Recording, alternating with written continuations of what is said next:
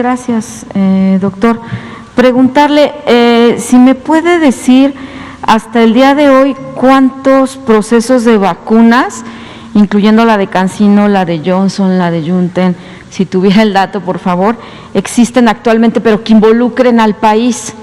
Y también sé que ayer comentó algo al respecto, pero me gustaría que comentara el proceso de escoger a las personas para estas pruebas de vacunación, porque nos comentaba que no son al azar, ¿no? Que tiene que haber un protocolo, pero este protocolo, ¿quién lo determina? ¿Lo determina la Secretaría de Salud o lo determina también la misma empresa farmacéutica? Y preguntarle también de los ensayos de CanSino. Marta Delgado había dicho que esta semana checó con Sedesa sobre las fechas. Entonces, si pudiera también tener estos datos, se lo voy a agradecer mucho. Gracias. Con mucho gusto. Gracias, Araceli, por estas preguntas. Vamos a retomar sobre este tema que ayer conversábamos y que seguramente requerirá varias pláticas y actualización conforme vaya avanzando el proceso. En términos generales, hay ciertas expectativas en al menos 143 proyectos de investigación en todo el mundo de posibles, vamos a llamarle precandidatos a vacunas. Uso este término, no es un término formalmente establecido, yo le llamo precandidatos porque es un espectro muy amplio de desarrollo, desde algunos estudios experimentales de carácter molecular, es decir, que no involucran seres vivos, lo que técnicamente llamamos in vitro, en donde se están identificando posibles moléculas, posibles sustancias que pudieran convertirse en candidatos a una vacuna contra el COVID. Todo esto que vamos a hablar es sobre las vacunas contra COVID, contra el virus SARS-CoV-2. De esas 143 están en etapas de desarrollo muy iniciales, la gran mayoría, y hay 10 o 12, dependiendo de la actualización que tengamos ahorita, la información pública, que están ya en una fase clínica. Y retomamos sobre lo que hemos explicado en otras ocasiones, el desarrollo de productos farmacéuticos, de productos para la salud, tanto preventivos, como es el caso de una vacuna, como curativos, como son una gran cantidad de los medicamentos, está muy bien establecido en el mundo entero. Cuando decimos está muy bien establecido, es no solamente porque pudieran existir leyes específicas o normas específicas y reglamentos que obviamente tienen un carácter nacional, cada país soberano establece sus normas y sus leyes, sino porque hay estándares mundiales. Estándares son parámetros de referencia, son lineamientos generales que han sido aceptados a lo largo de la historia de la humanidad. Particularmente durante el siglo XX se desarrollaron muchos de los estándares de la investigación científica en sujetos humanos. Parte de los estándares, no entraré en demasiados detalles, pero comento que están los estándares de la ética en investigación en sujetos humanos. En la posguerra, después de la Segunda Guerra Mundial, se descubrieron atrocidades que habían sido cometidas por el régimen nazi en contra de personas que fueron utilizadas para realizar sin su consentimiento, sin informarles, diversos experimentos de carácter biológico, algunos justificados como investigación científica, pero obviamente violatorios de cualquier principio de humanismo, de derechos que pudieran considerarse. Y esto dio lugar a elementos de referencia de lo que jamás debe hacerse. Este es en particular importante. Después de la Guerra Mundial ocurrió un famoso juicio, el juicio de Nuremberg, en donde se calificaron jurídicamente y se sancionaron atrocidades que habían sido cometidas por el régimen nazi en Alemania y en otros países del mundo.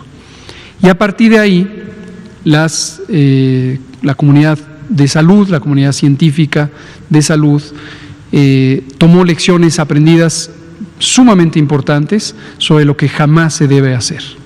Entre otras, está precisamente algunos de los principios de la ética médica y de la ética de investigación que involucra a sujetos humanos, que incluye el derecho a la libertad o a la autonomía de las personas de participar o no en un proceso de investigación. Más adelante en la historia ha habido otros casos emblemáticos que han revelado la importancia de respetar los derechos humanos. Insisto, no entraré en demasiados detalles, pero básicamente hay principios fundamentales de la ética médica y la ética en la investigación que involucra a sujetos humanos. No se necesitan leyes específicas, no se necesitan instrumentos jurídicos mundiales para que la gran mayoría de los países, afortunadamente, aceptamos esto como referencia. Y son tan importantes esas referencias de estándares éticos que en la legislación de varios países se incorpora o se invoca estos elementos como parte del fundamento jurídico nacional. En México, la investigación en sujetos humanos está estipulada en un reglamento de la Ley General de Salud, que se llama así precisamente, el reglamento de la Ley General de Salud para la investigación en sujetos humanos. Ahora, ¿en qué consiste la investigación clínica y la preclínica? Preclínica llamamos la investigación en donde no se involucran a personas humanas, sujetos humanos, y empieza, si consideramos que hay un proceso gradual, empieza con las investigaciones que utilizan moléculas, sustancias inertes, es la parte que llamamos in vitro, en donde se identifican las moléculas relevantes, su comportamiento químico, físico-químico y demás, o con tejidos humanos o modelos animales, de tejidos animales. Luego viene una fase en donde puede estar involucrada la investigación con animales completos, vivos. Y hay ciertas especies que, de acuerdo a sus características biológicas, pueden ser relevantes para realizar ciertos experimentos. Por supuesto que también existe la ética de investigación para el respeto de las especies animales, diferentes a los seres humanos, y deben ser escrupulosamente seguidos. Por ejemplo, para el caso de las vacunas que estamos comentando, varios de los productos ya pasaron dentro de la investigación preclínica, previa al involucramiento de sujetos humanos, investigación con animales, por ejemplo con macacos, en donde se ha mostrado la posibilidad de que sea un producto seguro y un producto que induce una respuesta inmune relevante para lo que se pretende, que es proteger contra la infección por COVID o por el virus SARS-CoV-2 causante de COVID. Y ahora sí empieza la fase clínica. Y la fase clínica característicamente se identifican 4 fases dentro de la propia etapa clínica, 4 fases. La primera, que se llama fase 1, y es para identificar la seguridad y los principios del funcionamiento de la sustancia. Generalmente se usan muy pocos sujetos, siempre son voluntarios, absolutamente imperdonable que no se conceda o que se haga investigación en alguien que no ha concedido su voluntad, y deben excluirse siempre, invariablemente, poblaciones vulnerables. Por ejemplo, no se puede hacer investigación que involucre a personas que están privadas de la libertad o personas que por distintas características enfrentaran una vulnerabilidad respecto a la posibilidad de ejercer sus derechos. Entonces, pocos sujetos en la fase 1, el propósito es identificar la seguridad y los principios del funcionamiento de la sustancia que interesa. La fase 2 involucra algunas centenas, 100, 200, 300 personas, siempre también voluntarias, y el propósito es volver a verificar la seguridad y tener información adicional sobre la seguridad y alguna exploración ya del mecanismo de funcionamiento que lleve a la inmunidad. Y la fase 3, que es muy, muy importante, ya involucra miles de personas, posiblemente decenas de miles de personas. El propósito nuevamente es verificar la seguridad y además identificar el mecanismo principal de protección. El diseño básico, hay muchas variantes, pero el diseño básico es un diseño comparativo en donde se tienen personas que tienen características semejantes y en forma aleatoria, es decir, azarosa, con un mecanismo calculadamente azaroso de probabilidad, es decir, no hay una característica que haga preferir una intervención o la otra, se les administra o bien el producto de experimentación, la vacuna candidato, o bien una sustancia inerte que sabe uno que no va a producir efectos de protección contra el riesgo de infección. Agua destilada, agua inyectable, estéril. Después, las personas están expuestas en forma natural, lo destaco, natural, a las condiciones que podrían llevarles a la exposición al virus SARS-CoV-2. Enfatizo, natural. No se les administra el virus, natural. Quedan expuestas a la vida normal que siguen o seguimos todas las personas y puede ser que algunas de esas personas, por esa exposición natural, lo vuelvo a enfatizar, puedan resultar infectadas o enfermas por el virus SARS-CoV-2 que causa COVID. Y lo que interesa aquí es comparar cuál es la probabilidad de estar infectado si se recibió la vacuna, candidato, contra la probabilidad de estar infectado si no se recibió la vacuna y en cambio se recibió una sustancia inerte que es agua inyectable estéril. Y esta comparación permite estimar la capacidad de la vacuna candidato de proteger contra la infección. Estos estudios tienen una característica también muy conocida que técnicamente se llama estudios de doble enmascaramiento, algunos todavía le llaman estudio doble ciego, hay muchas razones para ya no llamarle así, entre otras el estigma y la falta de respeto a las personas invidentes. Los estudios con doble enmascaramiento implica que ni los investigadores, ni las personas investigadoras, ni las personas sujetas a la investigación, las personas participantes voluntarias, saben qué les tocó. ¿Por qué es importante esto? Porque hay características de la exposición y sus consecuencias al virus que podrían ser afectadas por la percepción de saber qué me tocó. Por ejemplo, si a mí me pusieran la vacuna experimental, yo soy un sujeto que estoy participando en el estudio, podría ser que cambie mi conducta respecto al riesgo y a lo mejor me expongo más y salgo a la calle y voy a una fiesta y me reúno con personas y entonces cambio la realidad de lo que se quiere entender, que es la probabilidad de ser o no infectado. Es un diseño típico que se usa en la investigación farmacéutica. Ahora, sobre los criterios. Los criterios, que se llaman genéricamente criterios de selección, hay tres elementos, unos se llaman criterios de inclusión, otros de exclusión y otros de eliminación respecto al estudio. No hablaré de los últimos.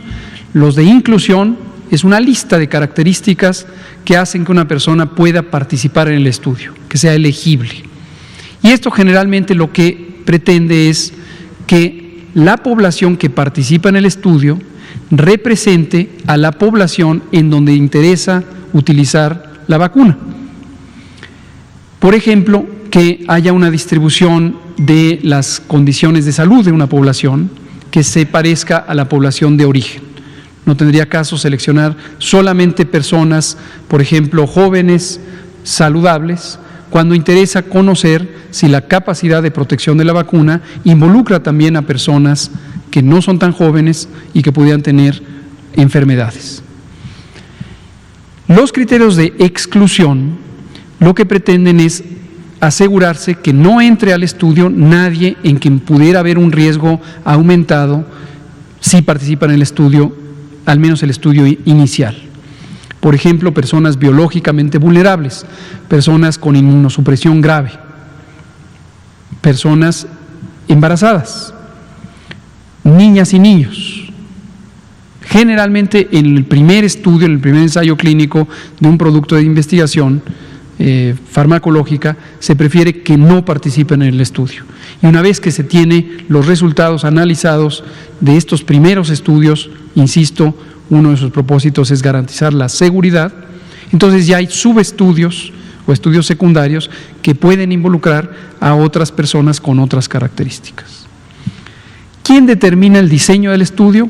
Generalmente comunidades académicas que son ya sea contratadas o asociadas de las compañías farmacéuticas que proponen los productos y proponen los estudios. A veces estas comunidades académicas son seleccionadas solamente en los asociados primarios. Vamos a pensar, AstraZeneca está asociado con la Universidad de Oxford, es natural que los diseños originales provengan de la Universidad de Oxford. Pero obviamente cuando se participa en investigación en otros países, debe involucrarse, y esto es también un estándar de buena conducta científica, no necesariamente de ética, involucrar a las personas investigadoras locales. Entonces, estas personas pueden contribuir a modificar el diseño del estudio. Un elemento adicional que es imprescindible tenerlo claro es que en todos los hospitales donde pudiera realizarse la investigación debe existir un comité de investigación. Estos comités están normados en el propio reglamento al que me he referido. COFEPRIS supervisa que existan y que estén bien documentados y que sean competentes, y el comité o la comisión de investigación tiene 3 ramas: una sobre métodos de investigación, generalmente llamada comité de investigación; otra sobre bioseguridad, que garantiza que no se corran riesgos de dispersión de agentes biológicos en condiciones inapropiadas; y la tercera de ética en investigación, que garantiza que los diseños del estudio y los protocolos y los instrumentos para el seguimiento de las personas garanticen los estándares de ética en la investigación. Estos comités tienen la facultad de exigir modificaciones a los protocolos o de rechazar que se realicen los protocolos en determinado hospital o sitio en particular. No necesariamente cada unidad clínica donde se reclutan a las personas tiene que tener el comité, pero tiene que haber un comité que avala toda la operación y que se hace responsable. Y esa es la manera en que esto funciona, e insisto, son 2 autorizaciones diferentes: una es por parte de los comités de investigación y otra es por parte de COFEPRIS, pero a su vez COFEPRIS tiene que garantizar que esos comités están en buen funcionamiento. Entonces, ese es cómo funciona.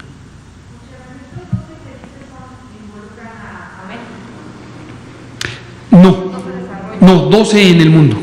12 en el mundo. Dijo 143 en el mundo. En el mundo. ¿Y cuántos involucran al país? Entonces, ahora lo que estamos haciendo hasta el momento en México. Se ha decidido, esto lo hemos comentado ya en las últimas semanas, que vamos a tener compromisos de precompra con 4 entidades. La primera y muy importante es una entidad pública, que es el sistema COVAX. Le llamamos a veces plataforma quiere decir, es un mecanismo de cooperación que coordina la Organización Mundial de la Salud, es un mecanismo de solidaridad que garantiza que no haya acaparamiento. ¿Por qué es tan importante? Uno, porque ayuda a que todos los países o los que quieran adherirse puedan tener oportunidades de acceso a las vacunas, sean pobres, sean de renta media o sean países con altos recursos, que todos tengan oportunidades facilitadas por la Organización Mundial de la Salud. Es además motivo de orgullo porque el presidente López Obrador presentó una iniciativa muy tempranamente en la epidemia ante la Asamblea de Naciones Unidas, precisamente haciendo un llamado a que se establecieran mecanismos de cooperación que evitaran el acaparamiento de los insumos y en particular de la vacuna o de las posibles vacunas. Y este mecanismo nos adherimos como país, hemos pagado ya el enganche o el depósito inicial y nos va a permitir tener acceso a hasta 51 millones de dosis de vacunas, en números redondos. Pero pueden ser insuficientes para las necesidades del país.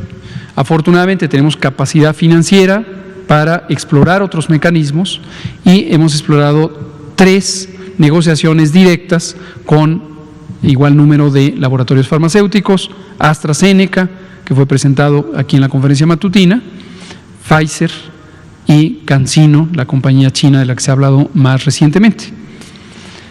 Estos se firmaron hace un par de semanas estos compromisos de precompra, lo que permiten es garantizar el acceso.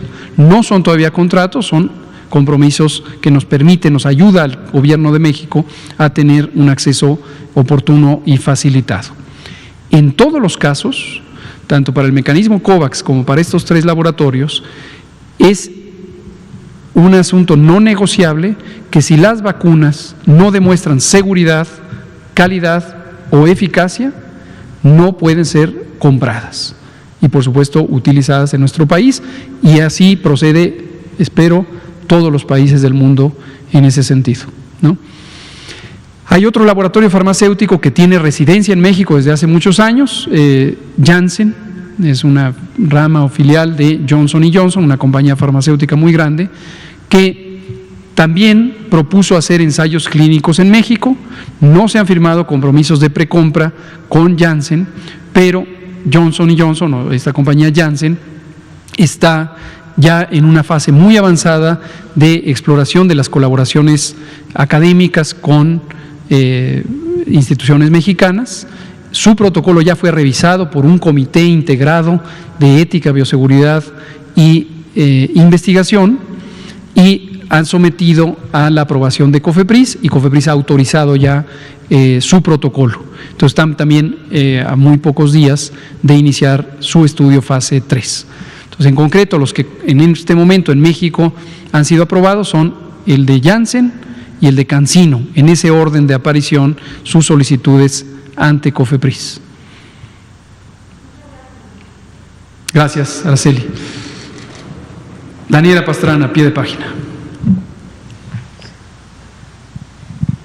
Gracias, doctor. Buenas noches. Tengo una pregunta. Quiero saber si ustedes tienen datos de cuántas personas han contagiado o incluso fallecido en el programa de Quédate en México, que era el de asilo para migrantes que llegaron a Estados Unidos y tuvieron que seguir su proceso en México. Todo el año pasado fue todo un tema con el tema de la crisis de los aranceles. Entonces hubo un compromiso del gobierno de México de recibir a estas personas mientras seguían su proceso en Estados Unidos, que pudieran permanecer en México. Entonces, bueno, uno es ese, si tienen los datos desglosados o si podemos tener acceso a estos datos de cuántas personas han estado bajo la vigilancia del gobierno mexicano afectadas por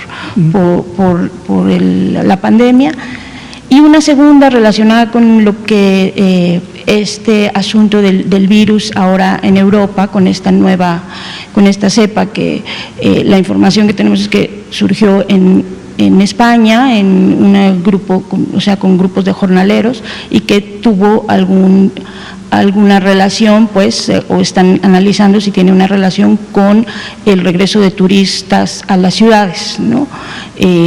Entonces, yo quería preguntarle sobre eso, si es algo que ustedes tengan información. Ya nos ha dicho varias veces esta relación que hay de las relaciones sociales en la transmisión de los virus, y qué experiencia puede haber para México, pues que estamos con este tema de la apertura de los sitios turísticos. ¿Cómo no? Muchas gracias. Sobre lo primero, no sé si tú tienes información. No tendríamos la especificidad de, por ejemplo, cuántos fueron atendidos bajo esta iniciativa, dado que el dato que se registra solamente es si es población migrante. Este es el informe que sí periódicamente se realiza, publica y difunde, pero habla de la totalidad de las personas que en su momento se identificaron como población migrante, pero no se recaba para efectos del sistema de vigilancia la variable en que el nombre, por ejemplo, del albergue o del refugio o en su momento de la estación migratoria o el servicio que ahí les proveía. Sí, no para propósitos de la vigilancia epidemiológica en México, pero vamos a consultar, no tenemos en este momento el dato, pero vamos a consultar si la Secretaría de Relaciones Exteriores, que es la firmante de este acuerdo, o el Instituto Nacional de Migración, que es parte de la Secretaría de Gobernación, tuvieran alguna estadística específica porque estén a cargo de este seguimiento. Y lo comentamos. Sobre esta idea de la nueva cepa, es un tema que periódicamente sale, la propia Daniela lo ha preguntado en un par de veces, con otras experiencias previas, en donde circulan noticias sobre la emergencia de una cepa del virus SARS-CoV-2 que pudiera tener propiedades diferentes. Hemos comentado en otras ocasiones, invitamos en alguna ocasión al doctor Ernesto Ramírez, jefe del Departamento de Biología Molecular del INDRE, quien explicó cómo se hace el seguimiento de las mutaciones y por qué ocurren las mutaciones. Retomando sobre la presentación del doctor Ramírez, estos virus, el virus SARS-CoV-2 y también el SARS-CoV-1 y también el virus influenza y también una enorme cantidad de los virus que causan enfermedades humanas, tienen una característica que es una alta propensión a la mutación. Son muy inestables en su material genético. El material genético está constituido de una sustancia que se llama ácido ribonucleico y son evolutivamente más precarios, más antiguos y más precarios que otros virus cuyo material genético está formado por ácido desoxirribonucleico. De modo que tienen una mutación espontánea, mutación le llamamos al proceso de modificación de su secuencia genética. Esto ocurre por distintas razones químicas y biológicas y son, podríamos decirlo para fácil identificación del público en general, son como errores en el copiado. Los virus se reproducen o se replican más exactamente a partir de copias que fabrican las células de la especie invadida, en este caso los seres humanos, que son invadidos por el virus SARS-CoV-2. Las células humanas por el propio efecto del virus, hay una señal que las obliga, estoy usando metafóricamente para explicarlo a un público general, desde luego no es exacto en términos de la biología, pero obligan a las células a que hagan copias sucesivas del mismo virus. Pero de repente estas copias se equivocan y son copias distintas al original. La importancia de estas mutaciones, de estas copias imperfectas, es que podrían tener distintas propiedades biológicas. Por ejemplo, de importancia, tener la capacidad de resistir más en condiciones adversas, de temperatura, de acidez, de salinidad. O bien podrían ser más agresivas, técnicamente virulentas, mayor capacidad de generar enfermedad grave. O bien podrían confundir al sistema inmune y volver a causar infección en un sujeto que ya fue infectado y que posiblemente despertó una respuesta inmune protectora. Lo cierto es que la enorme mayoría de las mutaciones, de las copias imperfectas, en realidad no tienen ninguna consecuencia biológica, la enorme mayoría. Y de cuando en cuando, en forma azarosa, aparecen algunas cepas que pudieran tener una mayor capacidad de supervivencia, y esto lleva a un proceso de selección en donde predominan esas cepas respecto a otras. Por ejemplo, también puede ser que las copias sean más transmisibles y sean virus que más eficientemente se propagan. Ahora, sobre la noticia que hoy nos ocupa, de que en España aparentemente emergió una nueva cepa, el atribuirle propiedades a esa nueva cepa, identificarla es relativamente fácil. Es un proceso complejo y nuestro respeto para todos los biólogos moleculares, incluido el doctor Ramírez y nuestra querida comunidad del INDRE.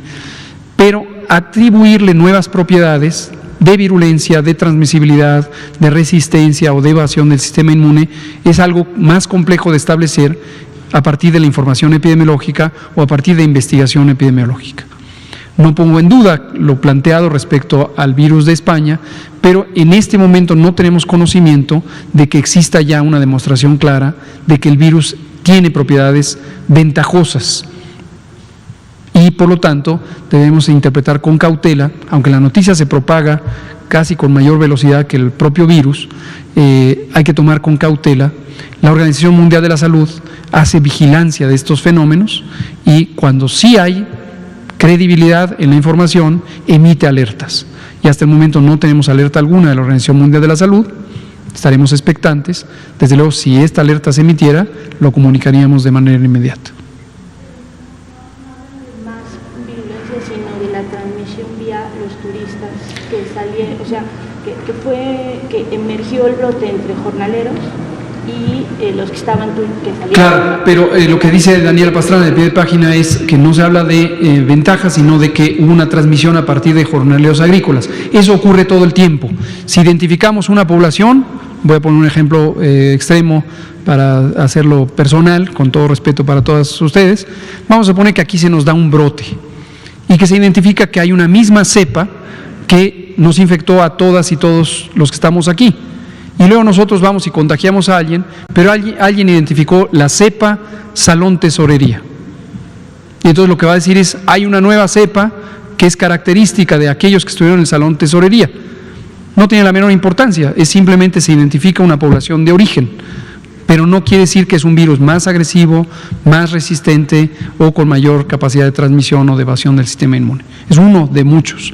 Continuamente, si identificáramos grupos humanos caracterizados por su convivencia, encontraríamos que comparten cepas semejantes hasta que empiezan a dispersarse esas personas y consecuentemente el virus que de origen fue identificado como peculiar de esas personas, ¿no? Y una cosa que decimos siempre cuando se trata de asociar grupos humanos con riesgo y más aún personas migrantes con riesgo es precaución. La historia de la salud pública está plagada de una visión defensiva que lleva a estigma y lleva a discriminación de grupos sociales, particularmente en desventaja socioeconómica, o de personas migrantes, y entonces emergen reacciones fóbicas de decir, cuidado con los jornaleros, cuidado con los migrantes, cuidado con los extranjeros. Hay que tener por eso mucho cuidado en sobreinterpretar que una cepa de virus identificada en un grupo humano deba significar que ese grupo humano es una fuente de riesgo. Cuidado, por eso somos muy enfáticos en eso. Sé que no es la postura de Daniela Pastrana, por supuesto. Yo lo sé. Yo lo sé, pero lo alertamos por aquellas personas que leyeran estas noticias que hoy circulan y entonces quisieran asociar riesgo con grupos humanos en particular, generalmente personas vulnerables que se les discrimina o se les estigmatiza. Cuidado con eso. Son las 20:04 y les agradecemos sus preguntas y sus comentarios.